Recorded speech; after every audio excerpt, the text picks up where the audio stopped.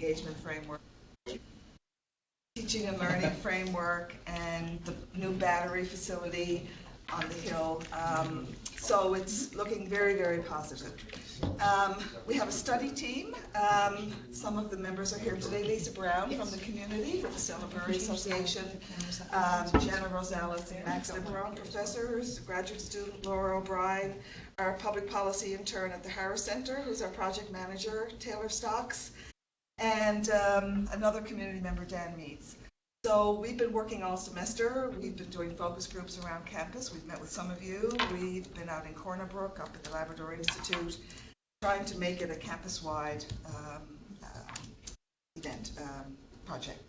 So our time is short. I don't want to take up any more time because we really need to hear from Mark Winston, who agreed to come down and spend 2 days with us to invigorate us and motivate us and share his story of the Semester in Dialogue and the Center for Dialogue at Simon Fraser with us here to see what we can learn from that. So, Mark Winston, the floor is yours. Thank you, Andrea. Okay. Do you think it would be a good idea? Let's just do a quick go around the room. Is that okay, Mark? Sure, go. Just to see who's here, so because it's a small enough group that it'd be nice to know who everybody is. Valerie? I'm here at the moment, but I will have to leave, so apologies to everyone, not least you. Valerie Burton, Professor of History, but for the past 4 years, the Academic Director of Memorial's First Year Success Transition Initiative. I'm Lisa Brown, CEO of Stella Circle. And I'm Linda Rohr, Associate Dean, Undergraduate Studies in the School of Human Kinetics and Recreation. I'm Mira Purit from Process Engineering. I'm Amarjit Singh. They call me Jit Singh. I've been here for a long time, 46 years, and colleague of Andrea Rose and Claude Doyle and other people. I'm Cecilia Maloney, Electrical and Computer Engineering. I'm Marlene Strife. I'm the Director in the Office of the Vice President of Research. I'm John Green from the Biology Department. Claude Doyle, Education. Well, this feels wonderful. I'm Jan Bewley, a new faculty member at Memorial. Excited. David Bewley, another new faculty member at Memorial as of June. Education. Yeah. Education. I'm Laura O'Brien, and I'm the Graduate Research Assistant of the study team. And just before y'all leave, just make sure that you can sign in with Laura so that we make sure that we get proper participant list to everyone. We're up to, we've talked with 80 people so far, and we're keeping on counting, so it's great. We also have Bernadette Power listening in from Corner Brook. Okay. No, from Labrador, maybe? From Corner Brook. Oh, she's in Corner Brook. Labrador, yeah. Oh, Labrador Institute. Okay, I've got someone here from Corner Brook then who doesn't have a camera or mic.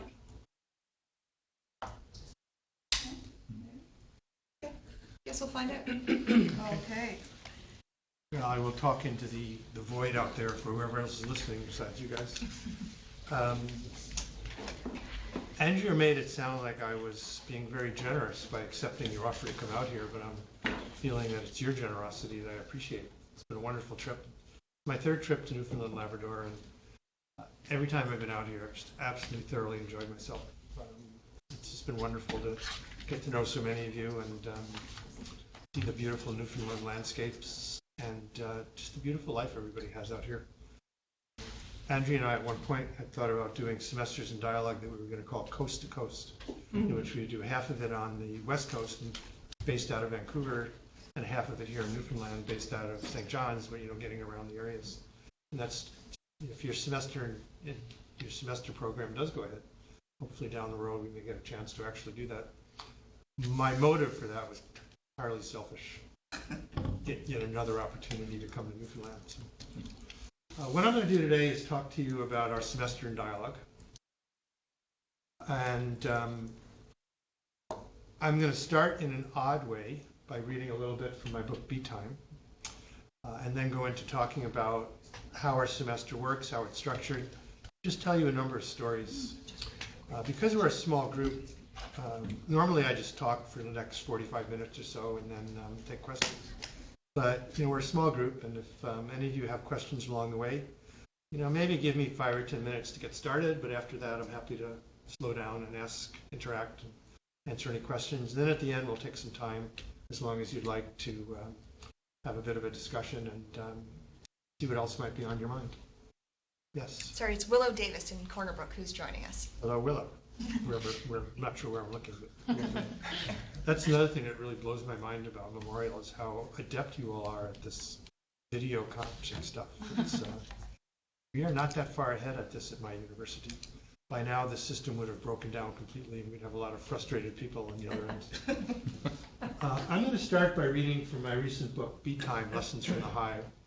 This will likely seem like an odd choice to you to begin a talk about teaching and learning. While I'm reading, you might think about why I chose to open with this.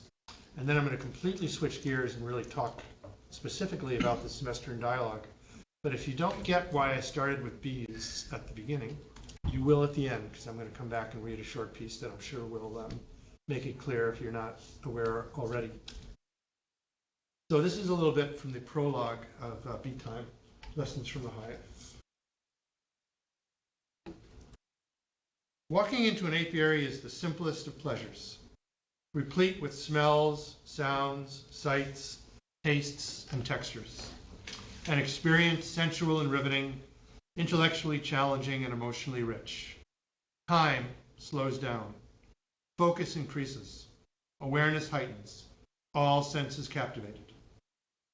Entering an apiary has its own rhythm and ritual.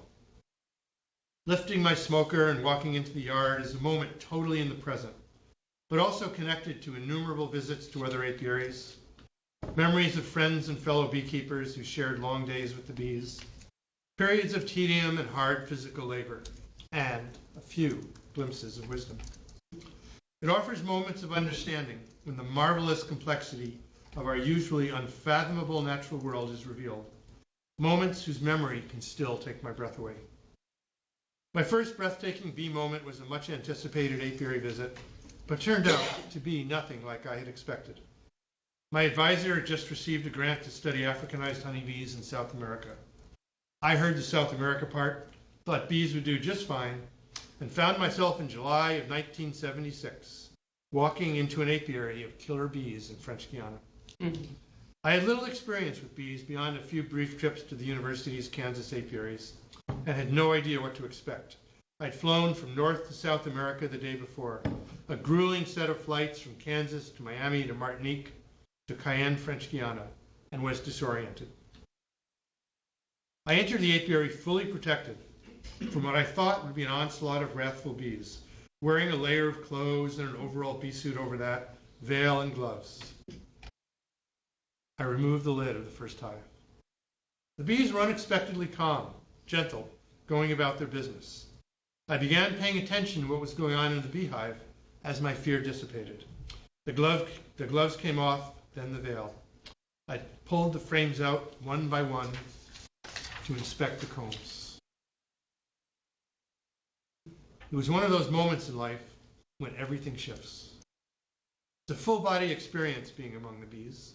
You first notice the sounds, a low hum from tens of thousands of female workers flying in and out of their hives, each circling the apiary to get her bearings, and then heading off purposefully in a beeline toward blooming flowers. Smells and textures bombard the senses, the sweet odors of beeswax and honey, the sticky feeling of plant resins the workers collect to plug holes and construct the base of their combs. Underlying the physical sensations are collaboration and order, communication and common purpose, each bee submerging her individual nature for the colony. No matter whether jungle or city, next to a freeway or the most scenic of creeks, in fields, forests, or weedy vacant lots, walking into apiaries has never failed to engage my senses and focus my attention. These are places where I learned powerful lessons, messages about how we humans can better understand our place in nature, engage the people and events surrounding us with greater focus and clarity, interact more intensely in our relationships and communities, and open our hearts and minds to a deeper understanding of who we are as individuals, communities, and as species. I came to think of these moments as bee time.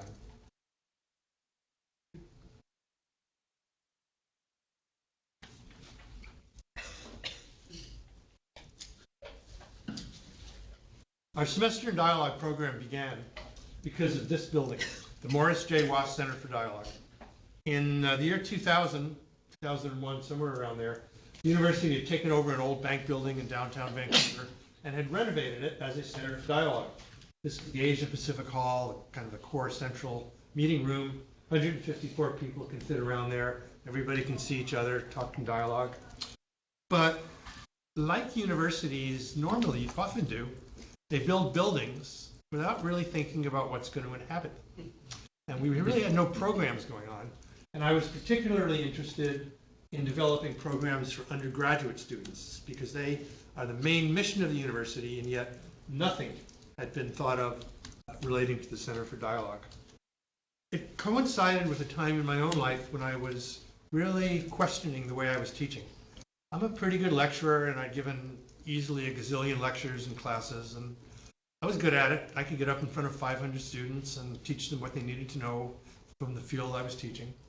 But I began to question whether that's all we would do in education.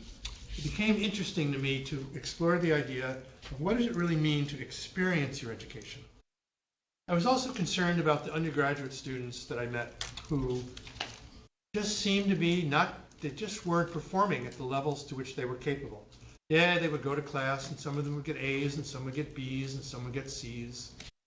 They were pretty good at gaming the system of education, but they weren't really so good at understanding who they wanted to be in the world, and they weren't very good at maximizing their capacities and capabilities. My idea was to link coursework and community, because I also felt that education, the way I was teaching it at least, was just too disconnected from the community and the world around us. And so I began to develop this idea of the semester in dialogue. My vision was 20 students from all departments and faculties, one semester-long program. They would focus during that semester on issues of civic importance. Be a 15-credit program, full-time. They would do nothing else. And I brought this idea to our vice president, and to my amazement, we got very excited about it. And in 2002, we started the semester in dialogue. This kind of teaching is like walking on a tightrope with no net. I do some work with faculty members about teaching experiential education, teaching in a student-centered way. And at one of the first workshop we did, it was a 2-day workshop retreat. And at the end, we asked them to do a wordle. Put in the word of whatever most impressed you during those 2 days. And the word that came out as the strongest impression was the word control. Faculty members were so frightened of losing control in the classroom by teaching in the way that we're going to be talking about today. In the semester in dialogue, we try to pick local topics, things that the students can work on directly. We've done topics on energy, on urban planning, on housing.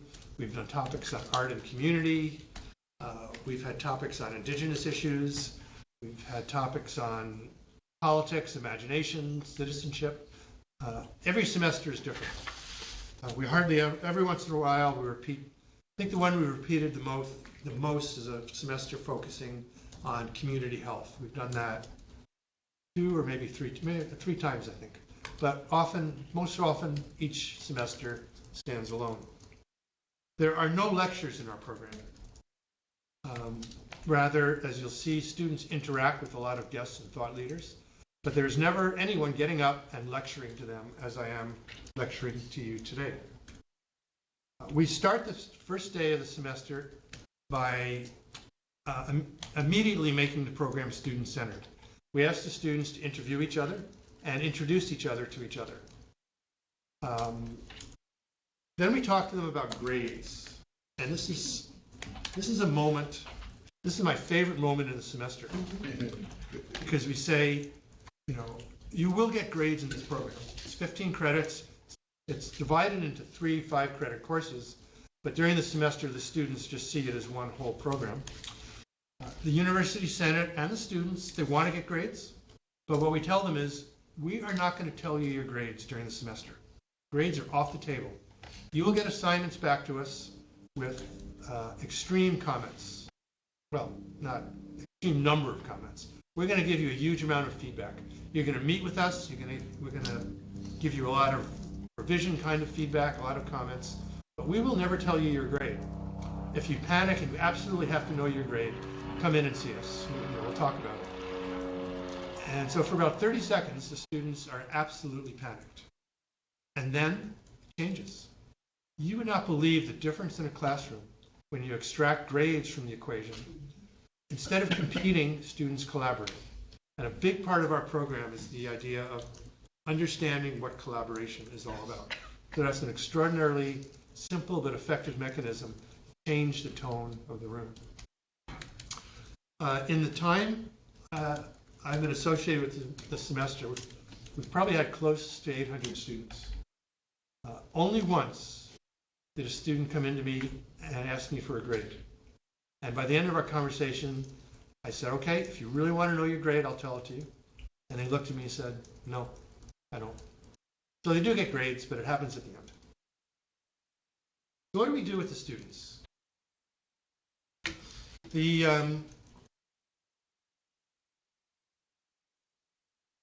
One of the core elements is bringing in thought leaders. On the topic, whatever the topic may be, we bring in people with some expertise. But they do not lecture. They sit around in a classroom like this. We usually ask the students to go around and just, a phrase or two, let the thought leader know what they hope to talk about. Then we ask the thought leader to tell a story. 5 minutes, whatever story they think is really germane, involving their personal experience with the issue of the day. And then the students start talking, and they tell their stories. It becomes a dialogue.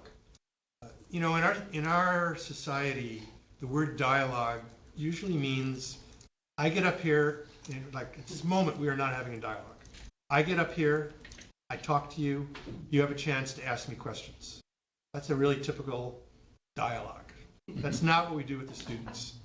We teach them to be as engaged with the issue as the thought leader that we bring in. It takes a week or two before they get the knack of this, but by the end of the semester, they are fully engaged and committed to conversation. They can hold their own. They develop confidence. We ask each of them to take a session, engage with the thought leader beforehand to prepare them, facilitate the session, and then probably most significantly, after these roughly 2.5-hour exchanges, we do a debrief, not with the guest there after the guest leaves. And for 30, 60 minutes, we talk about what happened. You remember when the facilitator did this? What do you think? Did that work? Did that not work? What did you think about, where was the key moment? Did you notice when the room just changed when so-and-so said this? Why were you guys so inhibited about talking to this particular person? What was it that shut you down? Whatever the questions may be. And from those sessions, the debrief, the next session, the debrief, the facilitation experience, it doesn't take more than a few weeks before these kids can read the room like better than most of us, when they can go deep. They can really go deep on the issues and the concerns and the comments, and they can contribute. They have learned this key thing, that it does not matter who you are or how much expertise you have. There is no subject and no situation that any of us cannot contribute to if we tap into our personal knowledge and experience. And by the end of the semester, the confidence this gives those kids, it blows my mind. They can walk into any room in any situation and hold their own. And that really emerges from this simple thing. By the way, does anybody know who the thought leader is there and who the student is? The thought leader is this fellow with the big shoes, Daniel Legali, who Canada's Olympic gold medal champion in wrestling. I'll tell you a bit of a story about the Olympics a little bit later. But he's the thought leader, but he's listening to someone over here, a student, who's saying something. And by the way, we've had probably close to 600 different thought leaders. They come in from nonprofits, corporate, government, academic, arts, journalists, everybody. And we have about a 90-95% success rate at inviting them, because they love to come into this situation. And once they're in, they feel like they've died and gone to heaven if we invite them back. It's a fabulous experience for them, because they just never get a chance to engage with young people on this equality. me tell you a story about one student, Jenica.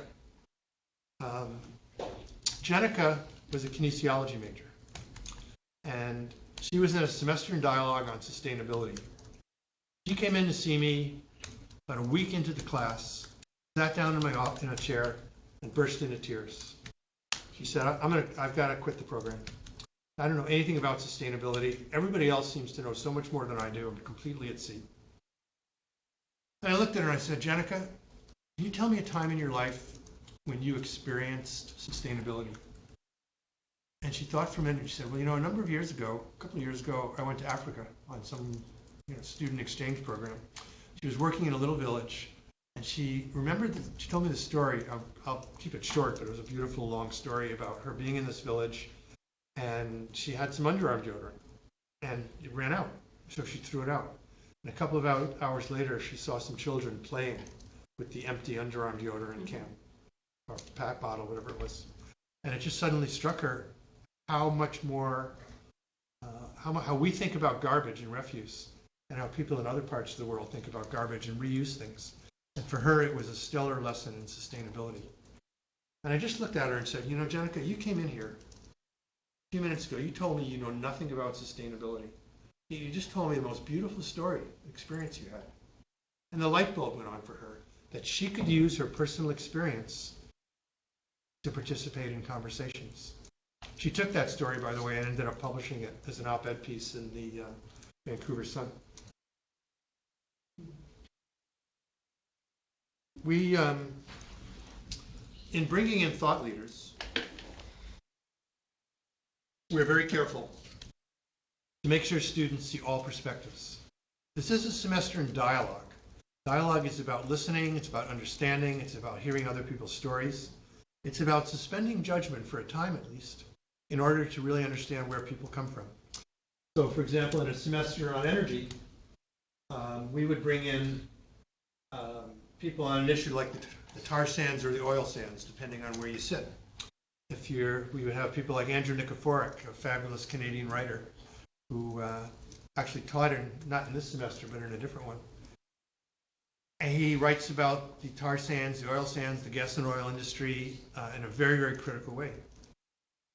We would bring in the vice president of Suncor Sustainability, who talk with the students about the oil industry's point of view. And so they get a diversity of opinions, and they learn how to have true dialogue. These, the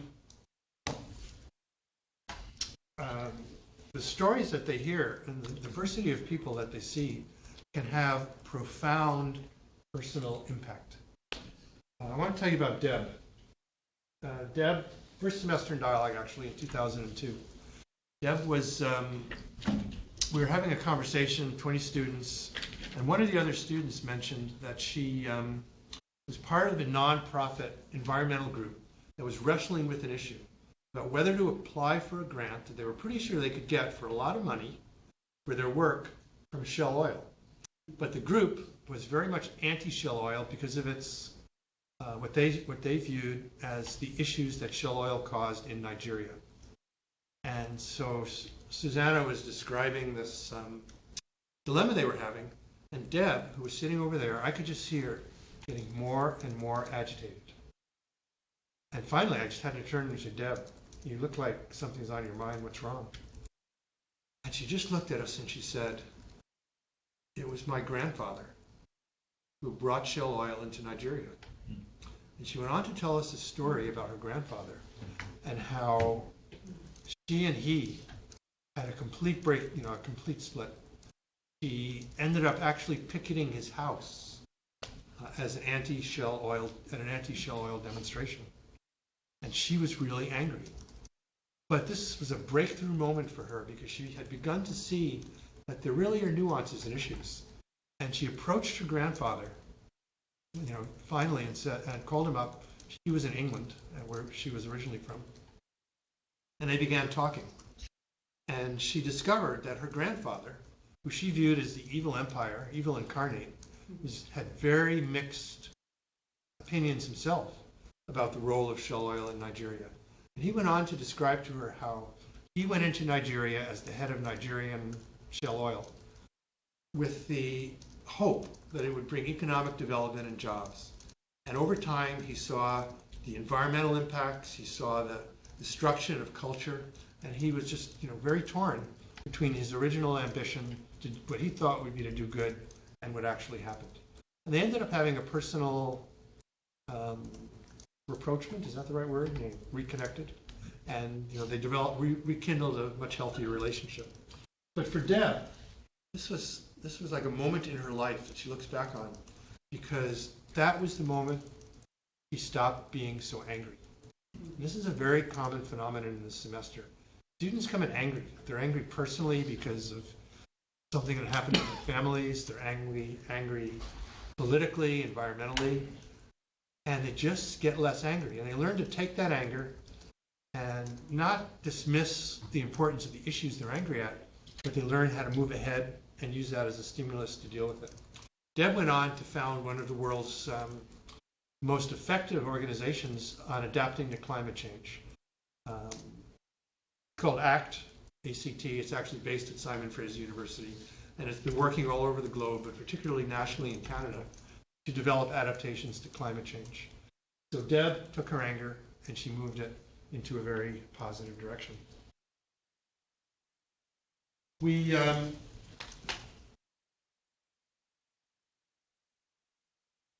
One of our assignments, the students do individual projects, small group projects, and kind of large group projects. And one of the individual projects they do is write an opinion piece for the newspaper. And they submit them to major Canadian newspapers. Of our 800 students, we've published about 100 pieces, which, if you think about it, is remarkable. One student in 8. If you look at faculty members at any major university, maybe 1 in 50 or 1 in 100 has actually published a piece in a major Canadian newspaper. So the students submit these pieces, usually on topics that are relevant to that semester, and then I edit them. And they get them back. The first drafts are as bad as you can imagine. It's terrifying how poorly these kids can write. But I go through them. The red ink completely covers the page. And usually I can find something in there. It's usually buried deep in the middle that really knocks my socks off. And I tell them, that's what you have to develop. The second draft is better. The third, the fourth, maybe even the fifth draft, it finally sings. Of these 800 or so students, every single one of them has written an op-ed piece that could make it into a newspaper. It's really hard to get into the newspaper. And the rate of success is also quite extraordinary. They learn from this how to talk to the public. They develop confidence in writing. There's also a speaking component in this exercise where they develop and they get feedback on their speaking styles. So it's an enormous confidence builder around their communication, but it also demonstrates one of my key motivators for the semester in dialogue. Students can do so much more than we expect of them. And when you raise the bar, they will rise to it. When you say you're going to write an op-ed piece for the Globe and Mail or for the Vancouver Sun, most of them look at you and say, what's the Globe and Mail? What's the Vancouver Sun? And by the end of the semester, they have accomplished it, and through these, they are having impact on the world around them. And they found their own voice. These pieces don't sound like me, they sound like them. And they understand that they have a unique voice with which they can interact with the world. We do a cool exercise with them called Growing the Story, which is a way of leading into the public dialogue that I'll tell you about in a minute. In Growing the Story, we split the class up into 2 halves, 10 here, 10 there, but we give them exactly the same assignment. We do almost no role-playing in our program, but this is the one role-playing thing we do. We give them a fairly elaborate, made-up story about the issue that they're focusing on. It's got lots of elements, lots of complexity, and we give them 24 hours to come back the next morning and present a skit that reflects how dialogue might have worked or not worked in that particular issue. So they break up and they start doing it. They end up staying up all night. A lot of them sleep in the classroom. They get kind of punchy, and the next day they present these skits. They're always interesting. They're always good. What's always interested me is sometimes the best skits are the ones in which the group has had the most conflict. So they do their skits. We give them feedback on the skits, and then we tell them the real purpose of the exercise. We ask them, you guys were like the stakeholders in your story. You come from really different backgrounds. You had a short time under a lot of pressure to come up with a product, an outcome. How did you work together? And they begin talking about what made a group work or not work. And as a result of that, they begin to understand some of the elements that have to go into working together collaboratively, successfully. So it's a good way of leading into the biggest assignment they have during the semester, which is a public dialogue. This is an element that I did not think would work, and it was not part of our first few semesters. We now expect the students, in the space of their essentially a 3-month semester, to put on a public dialogue for 100 to 150 people on the subject of the semester. But beginning about the second week of class, we walk in as faculty, we introduce the exercise, say by the end of November, here's what you have to do. You have to put on this public dialogue and go to it. You're responsible for this. We will advise you. We'll give you feedback. We'll answer questions. But we are not going to lead this. It's up to you. And then we leave the room, leaving these 20 students to look at each other and figure out how to make this happen. They have never failed. I'll tell you about a few of these events in a moment. But I'm a kind of emotional guy. And one of these guys that cries a lot. I have never been to one of these public dialogues where I have not cried. Just thinking about the extraordinary accomplishment that these students have done. The rhythm is quite interesting during the semester. They sit around and look at each other and they start working and they break up in committees. And 4 or 5 weeks in, they have a crisis. Invariably, they start getting on each other's nerves. This person's pissing that person off. They're starting to really fray at the seams, a lot of pressure. They have no idea how they're ever going to pull this together. And that's one of the times when we walk in, sit them down, talk through what's going on, and we tell them basically this one thing. There is only one way that this is going to work. Every one of you has to contribute. Any of you slacks off, the communal will suffer. There is no possibility here of any of you bailing on this. You have to commit. And you have to look around the room and look each other in the eye and agree. You're going to figure out what thing each of you can do most effectively, and you're going to have to support each other. And from that moment on, the world just expands for them. They get it together, they start to trust each other, people fulfill their commitments, and these wonderful dialogues happen. It's an extraordinary moment. It's very predictable. I can't always predict exactly the day, but it's almost always right around the 4th or 5th week. And if you ask the students what they've learned during the semester, they come back to that moment. And they say, we learned how to work together. We learned that taking our individual capacities and committing them to the communal is the best way to get projects done, which is what happens in dialogue. Dialogue is not about you or you or you impressing me with how smart you are or your pithy comment. Dialogue is about the room coming up with the best possible conversation and committing to that. And that's what they do in these programs. Just some examples of the kinds of dialogues and the impacts they have. This was an early one. Audacious Visions for the Future of Vancouver, it was called. Brought together about 150 people, some from the city, public citizens, nonprofit groups, broke them up into tables, and the students led a discussion that was focused on advising the city about what was growing into the Greenest City Action Plan. The city was committed to making Vancouver the greenest city in the world by 2020, whatever green meant. And this dialogue was probably the first big public event, designed to put meat on that skeleton. And they came up with a lot of really good ideas that fed into the Greenest City Action Plan, many of them of which became core and integral components. So a group of students, very little experience in anything, really, got a group together to collaborate, to dialogue, and contribute, and ended up having a real-world contribution in this very important municipal issue.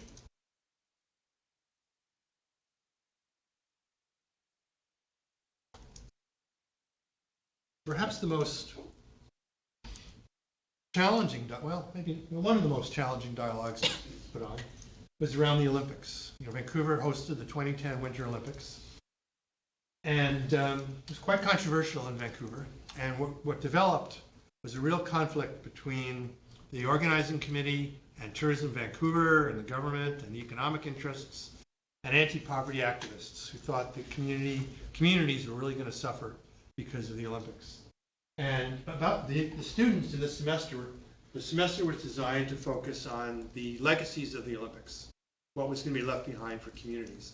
And they advertised a dialogue on that subject. Well, about a week before, the Olympic clock was launched. This clock was a year, almost a year, a little more than a year-long countdown to the Olympics. At this event, there was almost a riot. Usually in Vancouver we only riot over hockey. But there were people pushing and shoving, and the anti-poverty activists, and it got really, really nasty, and the police had to break things up. And the students were terrified because the same people that came out here on the streets were going to show up at their dialogue a week later. So they developed they developed this, yes, with a bit of feedback from us, but it was really their initiatives. Here's what they did for that day. So they had the people in the room that represented a whole wide range of interests, from anti-poverty to let's make the Olympics the best thing since sliced bread. And they began by dispersing themselves through the room. So they were all spread out in the Center for Dialogue, the room I showed you before. And to begin with, each one of them, one by one, popped up. And they gave a phrase about what dialogue was about. In dialogue, there is no front of the room.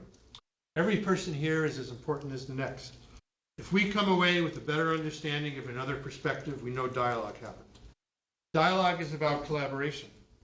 Dialogue is when we're focused on listening. They then shared 2 poems they'd written that it was about the clock event.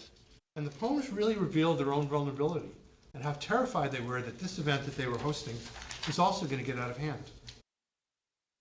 And then the students shared some of their own stories about how they personally felt about the Olympics. And they had a Paralympic athlete, Jeff Adams, speak about why he thought sport and the Olympics were so important, about how the Olympics were about the sporting equivalent of dialogue, which was sportsmanship. They had a dance performance. So they carefully constructed the structure of stories, poems, voices of participants that established a mood of shared perspectives, rather than the argumentative tones that had characterized the discussion so far. I have to tell you, I have noticed this so many times. When students are in the room, we adults behave better.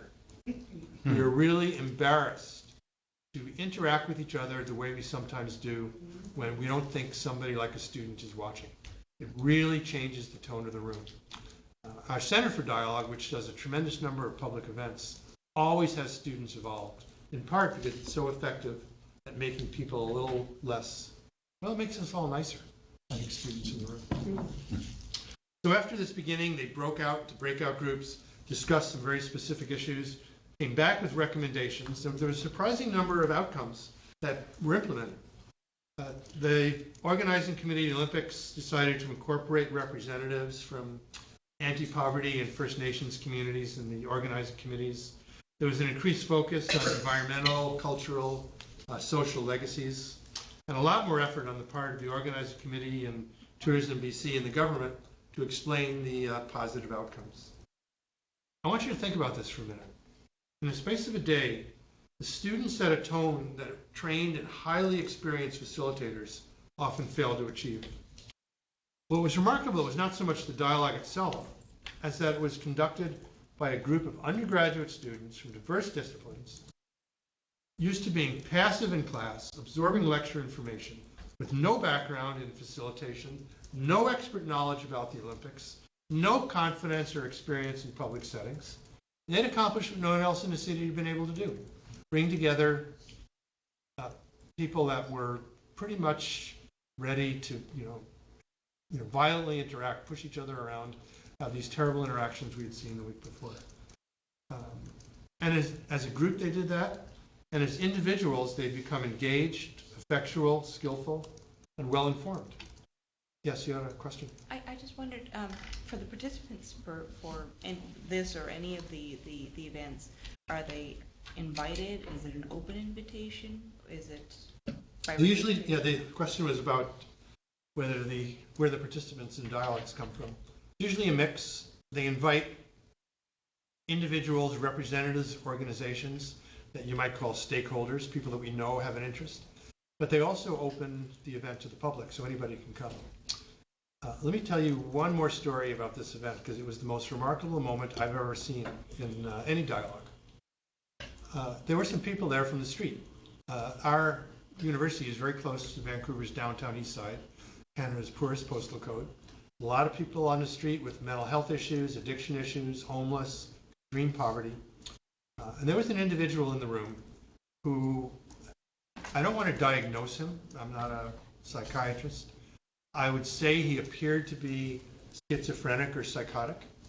Kind of individual where everybody in the room is terrified when they get up to speak, because you just have no idea what crazy thing's going to happen. So this guy got up and started talking. And you could see everybody in the room cringe, except for the students. There were 3 or 4 students sitting fairly close to him. They got up, they walked over to him, and engaged him very directly in conversation. So this is what you mean. They helped to draw out what he wanted to say and helped to take his chaotic thinking and focus it. So if I understand you right, this is your point of view. It went on for a minute or two. And rather than this guy ranting, because he was heard, he was willing to yield the floor, and the students then paid him the ultimate sign of respect. They turned to the rest of the room and they said, so-and-so, I don't remember his name, so-and-so had made this point. What do the rest of you think? So they built on this particular person's conversation. He was heard, he was respected, and he was satisfied, and he was part of the conversation.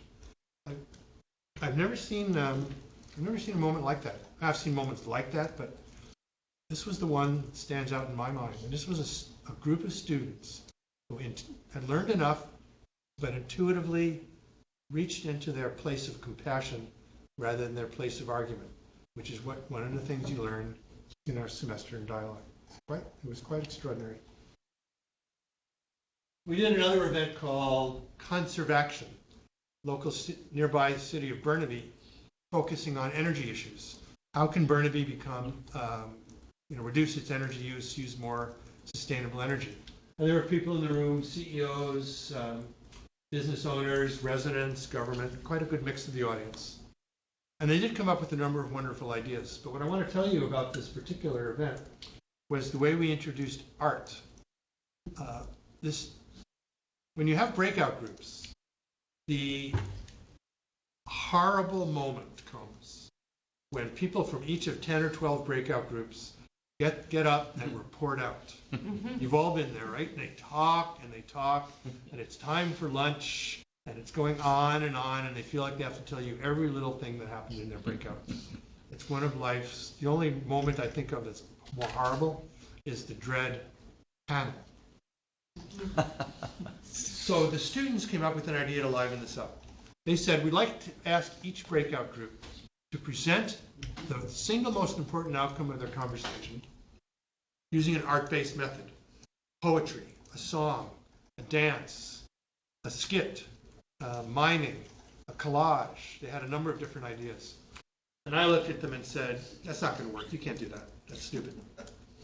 And they said, no, we're going to do that. And I said, no, I've got to tell you, it's not going to work. And they said, well, that's our problem, not yours. So they did that. It was remarkable. Every one of those breakout tables got up and did something lively and interesting, but really to the point. And it took 10, 15 minutes instead of an hour. And the people loved it. Even the CEOs, major corporations, BC Hydro, TransLink were there. They told me afterwards that was the most interesting reporting out kind of thing they'd ever seen. And so again, I learned from the students.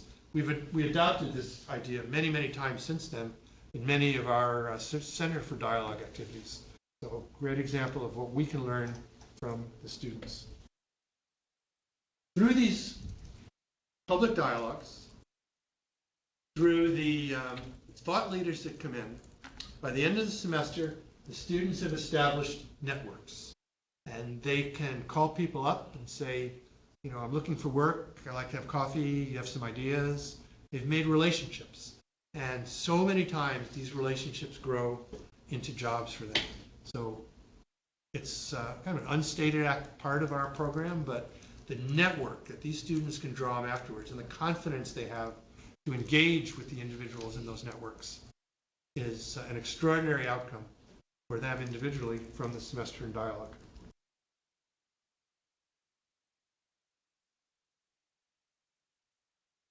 I'd like to tell you about a few of the projects the students do. Some of the individual projects that lead in some directions that give you an idea of where they go after the program. One student developed the idea of zero waste. She developed a proposal during the semester to have a zero waste challenge, where she would pick a neighborhood and work with them for 2 or 3 weeks and see if they can get the waste down to zero. So whatever they used to throw out during this period, they would try to throw absolutely nothing out. She then brought this proposal to the Metropolitan Authority in the Vancouver area, Metro Vancouver. And they thought, you know, that's a really interesting idea. We'll try it. So they funded her for a summer job, to do the zero waste challenge in her neighborhood. And it was amazing. It brought the waste down from, I don't remember the exact numbers, it was something like 15 or 20 kilos down to, like a little garbage bag. And this whole neighborhood, neighborhood of 2 or 3 blocks around, extraordinarily reduced their waste footprint. Metro Vancouver was so excited by this that they've now established a region-wide program where any neighborhood could apply to Metro Vancouver for assistance in taking the zero waste challenge. This was a student project, but it was focused on a real-world issue. Our mindset is always, you're not doing this for the university or the professor, you're doing this for the public. Great example of how she did a public project that became incorporated as part of Metro Vancouver program. Another student, Megan, really interesting woman. She had been a dancer, had a bit of an injury. She was dancing professionally at quite a high level. Had an injury, couldn't dance anymore, went back to school. Had no idea at all what she wanted to do in life, but she was getting ready to graduate. We had a semester called Art and Community, which was focused on the relationship between the university and the local downtown East Side community in the arts. The downtown East Side, very, very poor postal code, but it was reviving because of this building. The Woodward's building went up right in the middle of the downtown East Side, mixed housing. The idea was to have the richest and the poorest in Vancouver living side by side. By the way, for a couple of years, I actually lived, where did I live? Right around here somewhere. And I loved being in that community because it was just such a vibrant place to be. But it was really starting to gentrify, and there was a lot of conflict between the gentrification aspect and the very, very extreme poverty that was really here side by side.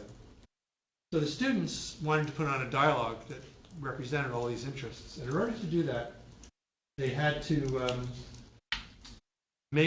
build relationships with community organizations. And Megan, this is Megan here, was assigned to go out into the community and help build the relationships that would get people into the room for their dialogue. The first week or two of the semester, Megan was a lot of trouble. She was that kid who always raised her hand. She wanted to talk. And she would go on and on and on. She would just dominate the room. And you could see fairly soon, after 10 or 20 seconds when she started to talk, everybody in the room would tune out. And I could see this was a real problem. So I called Megan into my office and I said, Megan, I'm going to ask you to do something for the next week. Every day, you are allowed to say one thing. And you can say it in no more than 3 sentences. I told her the problem she was causing, which she had been unaware of. So one thing every day, 3 sentences. In addition to that, every time you want to raise your hand, I want you to write down what you learned by listening to the next person to talk. She did this for a week, And at the end of the week, she changed. And she became a leader in the class, not because she talked a lot, but because she talked rarely, but when she did talk, it was right to the point. So they assigned her this really important job of community relations. As part of that job, Megan did build relationships all through the downtown east side. And that was a really critical element in putting on the dialogue. But she also developed a business interest in the community. What Megan loved to do was flower arranging. This was actually her real passion. And when she graduated, she decided to found the Ola Flower Shop. It's in the downtown east side. It is a flower shop, but they source things locally from a lot of the local agricultural movements, grow flowers for Megan. She hires people from the community to work in her store. And Flower Shop has become a deeply integrated, successful business in the downtown east side. This again all grew from our semester in dialogue. It's a good example of some of the businesses that students often start. Another one was a group called Shift. They got the idea to have a downtown bicycle delivery service, and they now deliver food, they deliver office goods. They have these bikes that can pull 600 pounds worth of stuff, with a little electrical pickup. And that's another successful business that again emerged from a student project in the semester in dialogue. Oops. Another one of my favorite projects was Hussein. We did a semester on health and community, and a big part of that semester involved mental health. One of the books assigned to the students was called The Quiet Room, The Journey Out of the Torment of Madness, written by a woman with schizophrenia with the help of a writer who described her experiences. Hussein was really taken by this book. And on the side, he was a hip-hop fusion, South Asian musician. So he got a group together of some of the students and also some individuals with schizophrenia, wrote a song called The Quiet Room that he put up on YouTube. It's now had about 89 or 90,000 hits. You look at some of the comments from this song, you have no idea how much this song has helped me. The voices have gotten worse over the last few weeks. This song is the only thing that can keep my sanity. It shines light on the world of schizophrenia. I feel less alone when I sing along. The song's been used by nurses, psychiatric nurses all over the world to help doctors understand what schizophrenia is really like. I'm going to play you, it's about a 6 or 7 minute song. I'll play you, I hope I will play you just a little bit of it. Now, it was working before, but I'm afraid now it is not working. We're seeing the video, but you're not seeing the sound, hearing the sound.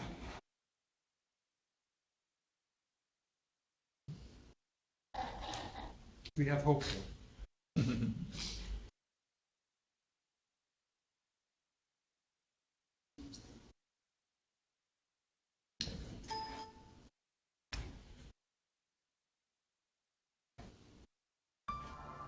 Here we go. I'll just play a minute or so. Thank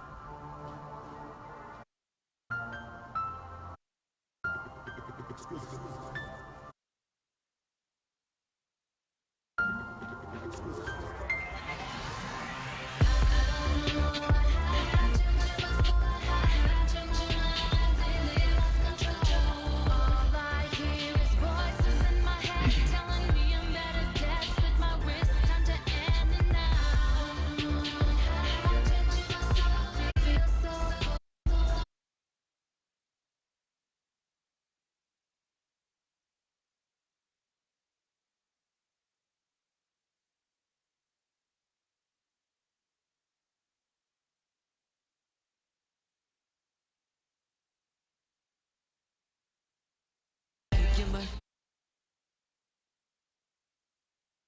I'm sorry. I know you'd like to hear the end of it. But you can Google it or YouTube it, whatever. If you do Quiet Room Schizophrenia on YouTube, you should be able to find it. It's a remarkable song. It's had a lot of impact. Hussein, by the way, after this song, he used to do, you know, all the kind of traditional topics that you have in that kind of music. You know, my girlfriend dumped me, I feel terrible.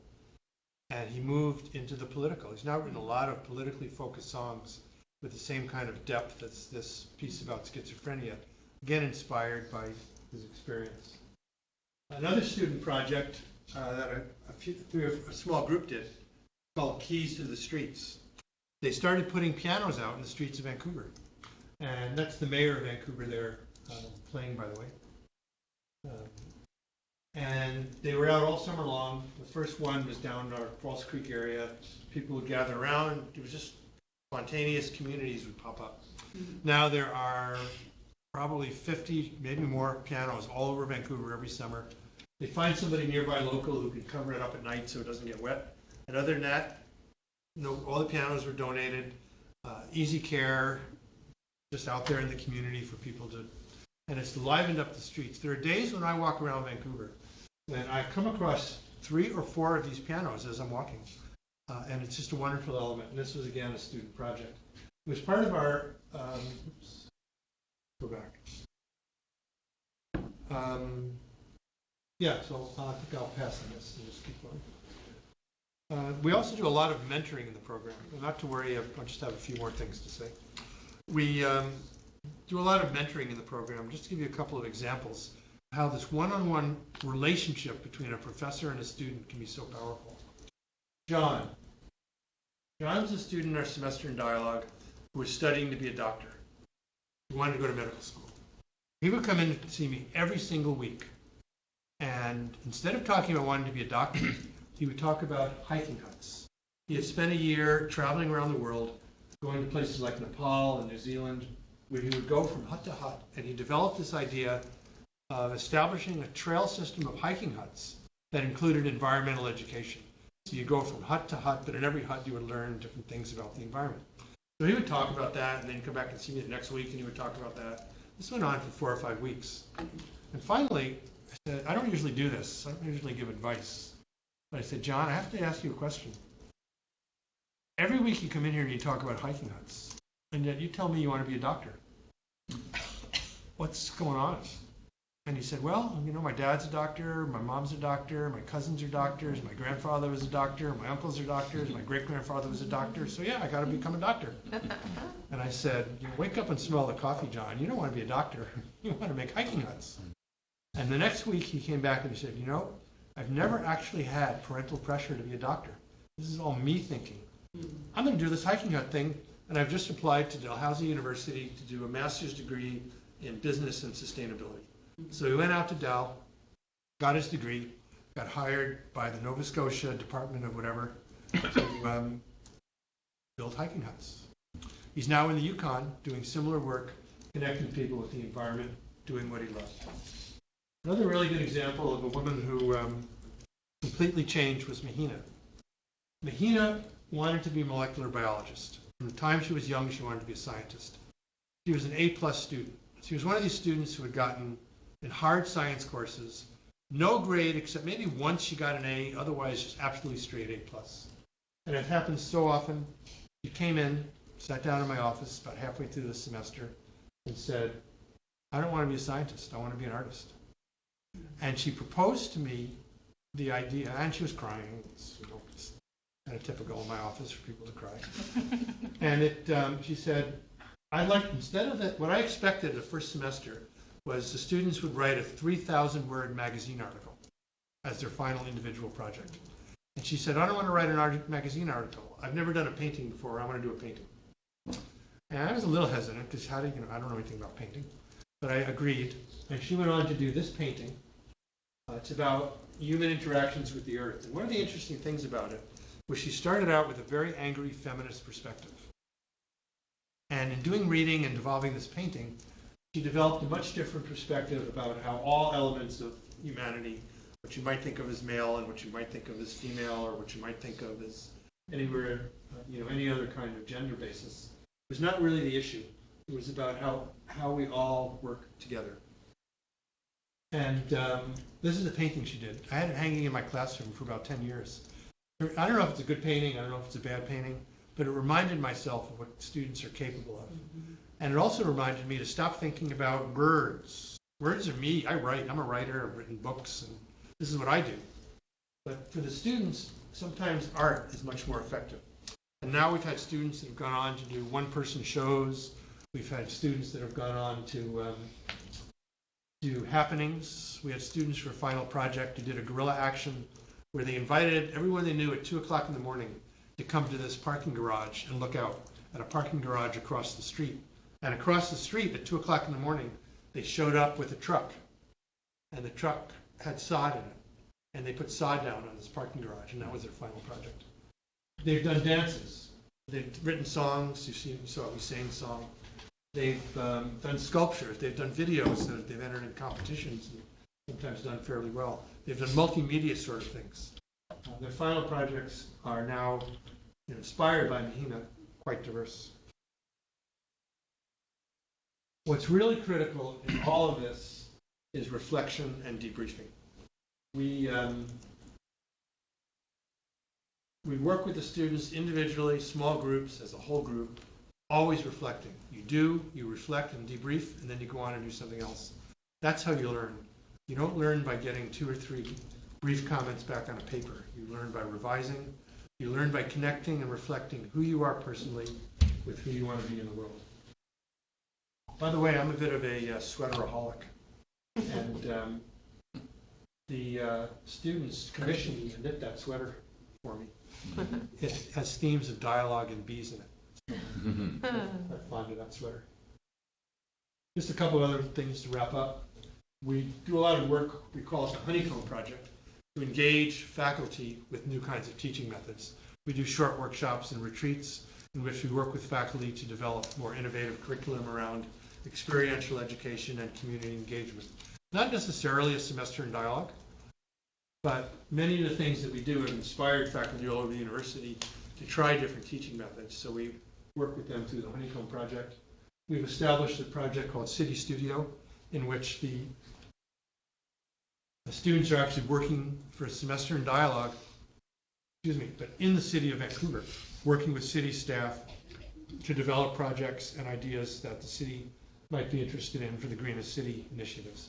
And the students have come up with a large number of really interesting projects that often get incorporated into semesters. Okay, I'm going to wrap up.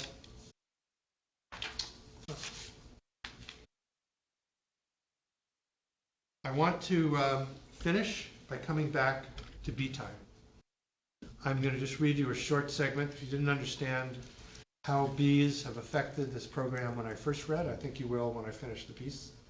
I'm going to start here just with a paragraph where I ended the reading at the beginning, then go on for just a few more paragraphs to hopefully help you understand the relationship between bees, for me, and the semester in dialogue.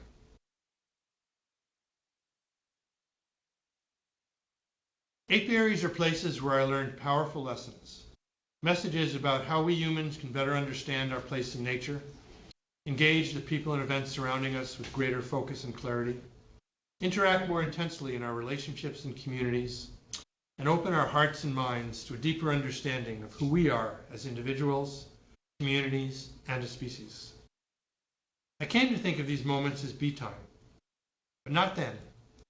Not until long after I'd left the apiaries behind. I'd become the director of my university's Center for Dialogue. My work evolved far from bees into facilitating discussions on the complex and nuanced issues that face contemporary human societies. The settings were classes and workshops, large public dialogues and private one-on-one conversations, sometimes focused on intimate reflections. I was interviewed by a journalist a few years after I'd moved into this new world of human interaction, who noted that bees and dialogue didn't seem connected and wondered whether they had anything in common. Absolutely, I responded. Walking into dialogue evokes the same attention as walking into the apiary. Both stimulate a state of deep listening, all senses engaged, hearing without judging, generating powerful outcomes, whether it's bee colonies or human societies that are united in common purpose. Through dialogue, as in apiaries, time slows down. Focus sharpens on how participants are interacting. Understandings emerge, issues clarify and connect, and collaboration surfaces from the intentions and actions of many individuals. Solitary becomes communal. A day in the classroom or engaging in a public dialogue has that apiary feeling, reading situations and discerning what there is to learn from each unique constellation of persons, circumstances, and issues. These moments when true dialogue is reached, they too are bee time. Thank you.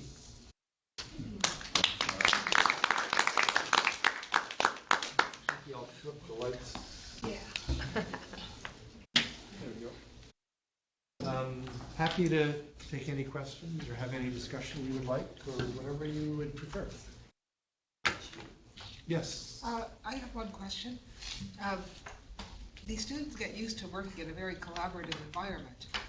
What happens to them afterwards when they have to work with people that don't work collaboratively? Do they tend to get frustrated, or do they tend to change the situation or work subtly with the situation? What can you comment on that? I'd say all of the above. A lot of the students, some of the students graduate right after our program. Some have to go back to regular university, and they can't find that frustrating. I'd say, though, most of them have learned how to turn situations closer to dialogue. And they're very effective in the work environments and the school environments that they return to. I'd say they're effective also by choice. They choose to move into environments that they sense they can flourish with these kinds of with dialogue strategies. So some of it by choice, they tend to move into good environments. They also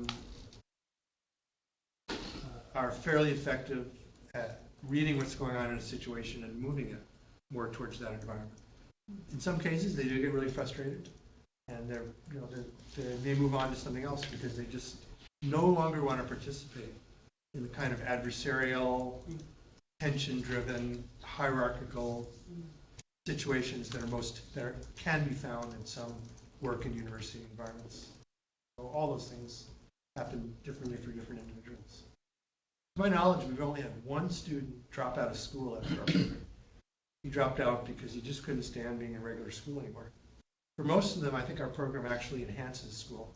They go back and now they really understand what they can do with their traditional knowledge that they're getting in regular education. So in some ways, it makes school better. Mark, I have a question about the common thread that you find on your group when you first come together. How is that arrived at? Is that an inventory of who's curious about something, or how does that come about? Could you talk about that? They really get to know each other personally. It evolves over a number of weeks. They learn what each other's strengths and weaknesses are. They become irritated with each other and then learn how to move beyond that. It's a very much time-based. Yeah. So one of the things about the semester in dialogue is this is the only thing they're doing. Right. Yeah. It's very intense. But because it's the only thing they're doing, they just have the time. And because dialogue is slow, we take time.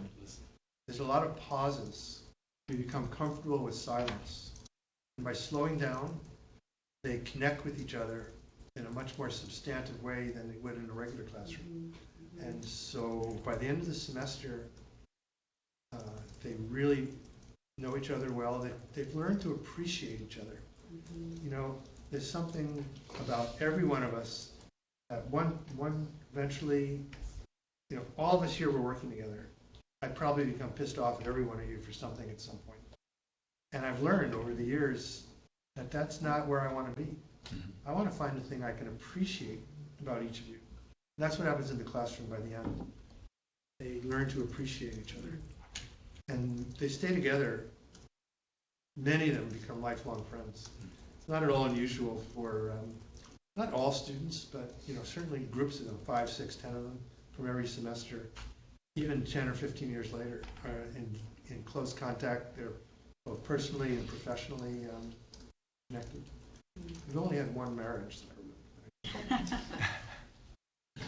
it's learning to appreciate, and it's a powerful lesson in life to concentrate on what we can appreciate about each other rather than what we it's too easy to get irritated by other people. I really learned a lot about that from my wife. She and I, we've never had an argument, and she's such an appreciator of the people around her that I've maybe I was leaning that way to start with, but I've really learned. She leaves the refrigerator door open all the time. I could get really irritated at that, or I can think, that's just one of her really endearing characteristics. we make those choices, and how we think about it. I've chosen to think of all of her characteristics as endearing. What is the relationship between the Center for Dialogue and this semester? Which came first? The semester came first, and then I saw a gap. There was all kinds of things that the community and the university were expecting from this building, and nothing was happening. So I proposed and became founding director of the Center for Dialogue, which was the programming wing. But the Center for Dialogue housed the semester in dialogue. So they had a very close relationship. The students were involved in almost everything that the center did. The center programmed based on things that the semester in dialogue was doing. When I stepped down as director 2 years ago, the job had gotten too big, and we divided it up into two, the semester and the center, which are now administratively somewhat separate. We're coming to see that as a mistake, though, and I think in the near future they're going to be brought back together again, because the close alignment of the center's objectives, which are community engagement, and the semester's directives are really enhanced by being administratively much tighter. Could you talk a little bit about how the topics are chosen, and is it topic first and then students, or students then topic, and what's the involvement of then the community in terms of how you bring them together? We pick topic first. We pick topics fairly idiosyncratically, but they're always local, things that we can draw on local resources. And we try to pick something that would be engaging, that is of public interest, that we could involve a fair number of community members in. Some of it is personal, a lot of it is personal. I often pick a topic because I meet somebody that I really like to teach with in the community. So I say, hey, let's develop a semester in dialogue. We're really hitting it off here, and it'd be a lot of fun to work together. That happened with Art and Community. I met Judith Marcuse, a dancer choreographer, and after about 5 minutes I said, let's do a semester in Art and Community. This is fun. It probably shouldn't be so idiosyncratic. The way your program proposal is evolving, it's going to be a little more systematic, and I think that's actually a good idea. But through the center and the semester, we've developed a huge range. I spent a lot of time having coffee with people, getting to know who's who in the community, who's interesting, what organizations might we work with. And those conversations very often evolve into partnerships with community members. A typical semester would probably have 10 to 20 community organizations that we're associated with one way or another, some more intensely than others. So a lot of it is relationship building, which is something the students learn. Maybe in a really modern digital world, but still all about relationships. And building relationships it's a skill that is undervalued at universities. We put the students in positions, both by seeing what we do and by their work, where they learn how to build effective relationships with community organizations. It can be a real challenge with community organizations, because you have these students here for 3 or 4 months, but the organizations have longer term needs. So we really work hard with organizations to define what can the students do in a 3 or 4 month period that would be useful for you, that would not be condescending, in which your organization and the students would both benefit. So it's very much a partnership. That's the only way it can work effectively. I'm not a really big fan of what's called service learning, where you have students go out and do volunteer jobs, because time after time these things work out to be ineffective, sometimes condescending. And a lot of it is because there's not the mentoring involved, and there's not the relationship and partnership building first, leads to good decisions about how students can be involved as volunteers in organizations. So we try to do that upfront work and have the students do that upfront work before they move into a volunteer situation. Just curious, your comment on what we would think is the value or importance of being in an urban environment. Obviously, the SFU is, and certainly here in Newfoundland, I think that for center, for any location that we would probably be looking at a diversity of locations. But we've tended to be urban focused because that's we have that available to us, and we've thought about rural semesters. We thought about, for instance, this coast to coast program. We'd spend a fair bit of time off-site being Vancouver. In the back of my mind, I've had a bit of a relationship building with a group on Haida Gwaii, the old name for the Queen Charlotte Islands, that are interested in inviting teaching programs onto the island for periods of weeks or months. Thought about doing that with the students. It's a little bit. The only real downside are logistics. To get students to remote places costs more money. To have them stay in remote places costs more money. We've avoided that primarily for financial reasons, just thinking about the students' budgets. I had an interesting conversation once with the Israeli ambassador to Canada, who offered to host a semester in dialogue, in part in Israel, but also connecting us to the West Bank and the Palestinians. And I have personal connections in Northern Ireland who offered to do the same thing. So we thought about a semester in conflict, in which the students would spend some time in Vancouver, some time in Israel and Palestine, the West Bank, and some time in Northern Ireland. It would have been fascinating. But it would have been expensive, unless we found a donor with very deep pockets. I just didn't feel like I could ask students to spend $5,000 to $10,000 or more beyond their tuition to take part in a program like that. So you're in a very different situation here, though, in that you have a culture of figuring out ways of including the more outlying communities. So I think you can adapt that specifically to the semester in dialogue, but there would be more logistical challenges. Yes. I really enjoyed your presentation, so thank you very much for sharing that with us. I am wondering a bit about the students that are ultimately involved in your program, if you have 300 applicants or 22 and very limited selection, or how you go about determining who's accepted into the program. Say on average we have about twice the number of applicants that we can accept. The only exception to that, and this actually disturbs me quite a bit, is one semester we did a semester on Indigenous issues, and we ended up getting only 14 of the 20 student seats filled. And it reflected, I think, students' fear of engaging with Indigenous issues. But other than that, we don't have any trouble filling the program. We would get hundreds of applications, except for one thing. In order to have the program proceed, we had to agree that every department, we're completely outside any department or faculty. I report directly to the Vice President Academic. We had to agree that every department could decide how to allocate the 15 credits. So they could be allocated, all agreed that they could go towards electives, and some are more generous than others in putting that towards the majors. So because students sometimes can't get enough major credit, that's a real barrier to their applying. It may mean they have to spend more time at university, so they have to really want to do the program. But that was a trade-off we had to make in order to proceed with the program. The other barrier is most departments have pretty rigid, or some departments more than others have very rigid curriculum, and you have to take these things in a step fashion. So you take prerequisites before you can take this, and then you have to take that. And so to take yourself out of that step may mean you spend an extra year at university. And so that's the rigidness.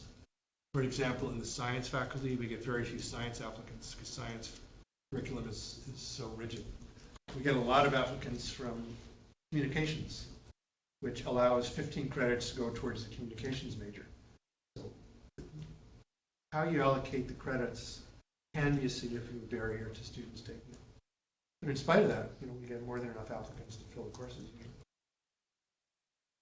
You're a scientist, and I also happen to be a scientist. What can faculties of science do to better make their programs fit with a semester in dialogue? The semester in dialogue's precursor, for me personally, was a course called Biology and Society, in which, after extreme begging and pleading and cajoling on my part, my department let me put it on every second year for 20 students, as long as they were only biology students, biology majors. Of the 20 places, the 2 years I did this, I did it 2 years every other year, we have 50 or 60 people on the waiting list. Students really wanted it. So there, they would get credit towards their major. So it just, and there's a real appetite on the part of students to engage with social issues. And I used some of the strategies. It was only a 3-credit course, but some of the strategies in that course grew into the semester in dialogue. You might begin by thinking about how can we have a short 3-credit kind of program that's student-focused, is about issues, works on the students' writing and communication ability, brings in guests who can talk with them, not so much about the science as the policy and the implications of the science. That would be a place to start. You could grow that into a whole science-focused semester in dialogue. We have had some of our semesters. One was taught by me, physics professor, and a statistics professor, one of our energy semesters. So you could even grow into a capstone kind of program. But I'm pretty confident you're going to run into resistance in those who think, well, there's so much information that the students have to know, that how can we give them 15 credits? Because it takes away from all the information that we have to transfer. So I would say start smaller and see what that grows into. Great appetite on the part of students to engage with public issues. Any other comments, questions? We're looking at ways with some departments to even incorporate a semester in dialogue within a department or faculty. Because not every school or department or faculty is unidisciplinary, right? So there's multidisciplines even within, say, the engineering faculty, which could host a semester in dialogue and have it very applicable to that particular department or faculty, and be able to easily award the 15 credit hour in that circumstance. And we're also looking at ways of developing a minor with degrees, with a certificate sort of attached to it, and some departments are interested in developing an honors part of their degree, of which the semester in dialogue could be a critical main part of an honors degree, which would be great for students necessarily ready to leave at the end of their degree and would really like that extra semester and be awarded an honors credit and stuff like that for it. So there are going to be many ways of doing the semester in dialogue. So we could have 20 students in any given semester on 20 different pathways in terms of how they're being accredited, whether it was a certificate or an honors or a 15 credit part of their degree. So coming from Mark's experiences 14 years later, we're sort of taking that and trying to find ways out of the gate here that will make it workable for more departments and schools. I didn't mention this, but you can do a minor with the semester in dialogue. It's a 19 credit minor.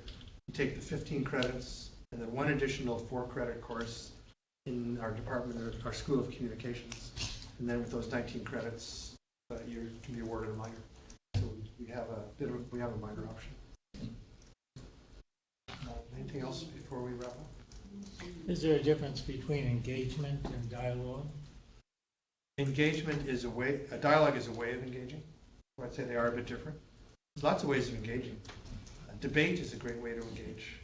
I'm always cautious with dialogue to tell people that it's not the only way to address issues. Adversarial interaction. When I was young, grew up in the United States, I was a serious activist. I spent a lot of time protesting war in Vietnam at the time, the evil corporate interests. I went to marches on Washington every other minute.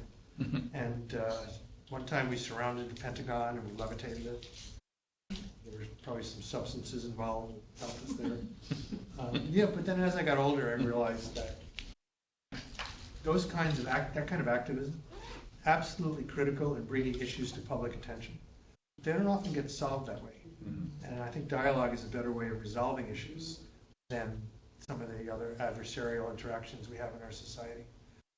Politics is another good example.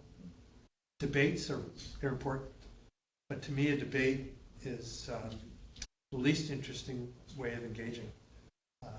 Every federal election, among the people I know, I propose this idea of having a televised dialogue among the leaders. And their objective is not to convince anybody of anything, but to share stories about where they come from and why, and if possible, maybe come to some general understanding about a particular issue in which they agree rather than disagree. It'll never happen. But as a thought experiment, it's a reminder how poorly public discourse happens when it's only adversarial interactions and it's only debate. Dialogue has not the only place, it has an important place in an engagement. So yeah, there's many ways of engaging, and I'm not critical of the other ones, but I choose to spend my time in dialogue because I find that much more intimate. Early on in your presentation, you mentioned that after a week or two, a student could hold their own in a discussion. What do you mean by that? Probably more like 2 or 3 weeks. But certainly 2 or 3 weeks in. But what does holding your own mean? Contributing, not only asking questions, but also sharing your experience. Not letting somebody walk all over you with their aggressive conversation. Knowing how to divert, change a conversation from one in which somebody is in control to one in which everyone is contributing. Confidence that they have something to say means that they will say things rather than deferring to experts. They'll say, that's a really interesting point of view, but I grew up in such and such a place, and this is what happened to me that makes me think a little bit differently. They learn how to ask deeper questions too. They'll say, you just told me this thing, and I'm really curious about why do you think that way? What's your background that brought you to that point of view? So they learn to engage much more effectively in those ways. We don't really appreciate how intimidated students are by us. Students can be quite intimidated by faculty members.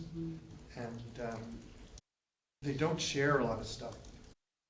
But yet when you help them to develop the confidence that they have things to say and open that door, they have enormous things to contribute. And when you put really famous people in the room, we often have people in the room who are household names. People in the newspapers every day, major figures in Canada, major figures internationally. For a student, that can be extremely intimidating, but yet once they've gone through our program and developed more confidence, they can have just a regular conversation. It's really it's been a transformative moments for me, really been realizing how much power and hierarchy intimidate and how effective dialogue can be at leveling that playing field. I'll tell you one more short thing, just a thing we do. If this was a dialogue and there were students present, actually I'll probably do this afternoon, I asked the students to talk first. It was one time I did a program with 120 people, 60 university and post-secondary presidents, and 60 students. The presidents had brought one student from each of their institutions. The focus was on experiential education. And in the morning, when I wasn't involved, the presidents of the university were very presidential. They were strutting around and trying to impress the other presidents and bragging. There was no dialogue happening. So I was asked to facilitate an afternoon session. And the students in the morning were completely quiet. And in the afternoon, I started the session by saying, I want to hear about times in your lives when you've experienced your education. But I want to hear from the students first. And Nobody raised their hand for like 30 seconds, 60 seconds. I'm pretty good with silence though, and I just waited. And finally a student raised her hand and told a beautiful story about something she'd experienced in teaching and learning. And then a bunch more students put their hands up. And within a few minutes, all the students were talking. And after 15 or 20 minutes, I said, okay, now let's open up the room to everybody. And the president started talking. Now, they were really different. They weren't leading with their egos. They were engaged with the students and with the stories, and they started telling beautiful stories. So it's a matter of letting the least powerful people in the room talk first, setting that atmosphere that creates a level of equality in a conversation. It's just a really simple thing you do. It's one of the things we do all the time. A routine for me, but I've seen it so many times make a difference in the room. Anything else you'd like to know? Well, thank you, Mark, for a wonderful morning. Just to remind everybody this afternoon, we're not sure who's going to be here, but we're in the same room from 2 to 4, and Mark is leading an immersive dialogue laboratory sort of setting. So putting into action some of the things that he's been talking about. So that's here from 2 to 4 this afternoon. Taylor? As well, if you just want some more casual chats, we've got a table booked over at Bitters for lunch. Nothing planned or anything, but if you're looking for a place to have lunch and to continue on with some interesting conversation, you're welcome to join us there. Thank you. Thank you. We really appreciate it. Thanks. Thank you. Okay, Sharon? And if you wouldn't mind just stopping with me to fill out just your name and your email so that we can log them before you take coffee. Yeah. Coming this way. Yeah, I'll go to Oh, make it easier for round 6 afternoon. Maybe our flight will be canceled.